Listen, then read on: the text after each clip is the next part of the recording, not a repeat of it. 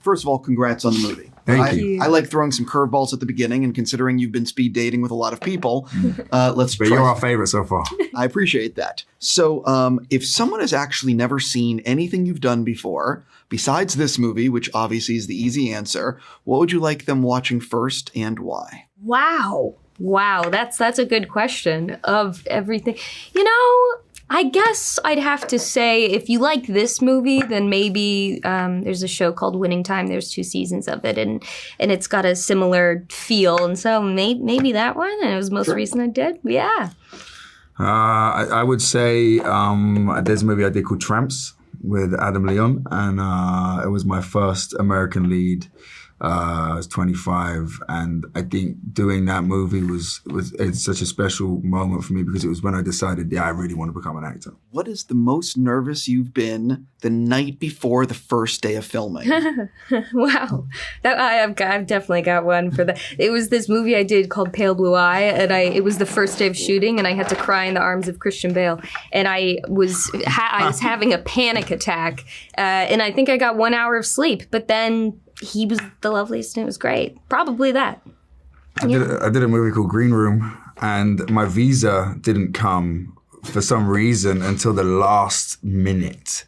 And I jumped on a flight to Seattle, and everyone else I played the lead singer in the band, and everyone else had been bonding and getting to know each other. And I just felt so out of place and out of touch. And I remember basically just bricking it.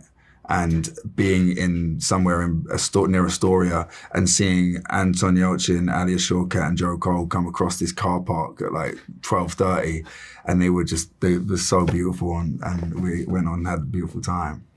Jumping into why I get to talk to you guys. After making this, you were on the water a bunch. Yes. Do you now have more respect for Spielberg and Jaws, making that movie on the water back in the 70s with film, no digital cameras, and antiquated technology, if you will? Absolutely. I mean, first off, that's my favorite Spielberg movie. And I already have the most amount of respect for him for that movie. The truth is George was so prepared doing this that for us it felt seamless. For him, he'll tell you it was almost a math to work out how to do it. And him and Martin Rue, they made it so seamless for us. The difficult thing for us was for our job was just to row, and so we would race for a kilometer and then have to turn around and row back and reset and then race a kilometer. And it was just excruciatingly painful. But you can see that in the film. Oh, 100%. Yeah. One of the things about both of you in this film is you do a lot of the talking and you do none of the talking. Yeah. And so I'm just curious. That was great. I had no lines to that. There was no studying the night before, but talk a little bit about both of your characters because you're doing the heavy lifting in the relationship, but you also have to emote so much with just your face and your eyes. Can you sort of both talk about that? Wow. Yeah. Well said.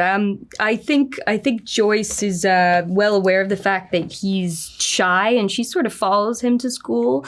And so I think she does a lot of the talking because she's sort of poking and prodding and sort of, seeing what's going, kind of testing the waters. That was. I did a little pun there. Oh, I'm sorry. It's damn, that was so good. Terrible. But testing the waters in the relationship and finding a balance there. Yeah. For me, someone that was really inspirational for me for this part was Gary Cooper. In High Noon especially, Mr. Deeds. I just loved that guy as an actor, and he was sort of an embodiment of masculinity at that time. And I basically just ripped him. And Spencer Tracy too was a big influence. And I guess energetically too, Woody Guthrie and the music of Woody Guthrie and the feeling at the time. And This Land Is Your Land, I listened to on repeat every morning, almost as a gateway back into 1936. One of the things that I did not realize was how big the sport of rowing was at the time. It's like basketball and football now. Yeah. So talk a little bit about what you learned researching this era and researching these characters that really surprised you. I mean, I think that actually the fact that they would draw 100,000 spectators at Poughkeepsie just to go and watch a rowing race. I mean, our equivalent would be Oxford and Cambridge in London. And they don't get anywhere near the level that these guys did. For me, the sport itself, you know, I truly fell in love with it, and it was hard and arduous and excruciating and painful, but with hindsight, I can see how special it is. And the thing that I'll never do anything like this in a movie again. They set us up to succeed. It was like being part of a professional sports team. And I made a bond with these guys that is going to last forever.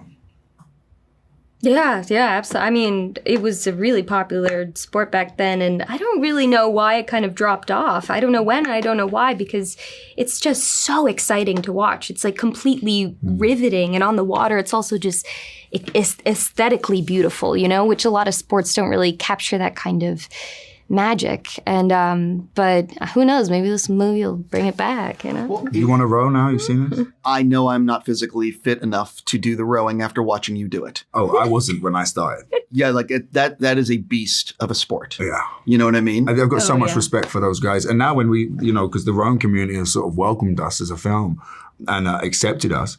And I'm like, wow, I feel so small in comparison. You guys are absolute like Olympians. And I'm just like, podgy Brit. One of the things, though, is that, and what I found so interesting, because it's obviously based on a true story, is they were literally, like, your character was literally rowing to survive. Yeah. It wasn't just a sport to him. This was his food. This was his lodging. This was his university. Yeah. Can you sort of talk about, this is like borderline life or death? Yeah, you know, the thing that got me and broke my heart about Joe Rantz is when he was 13 years old, he came home from school, the car's running, his stepmom's in the front, his siblings are in the back, and his dad's on the porch.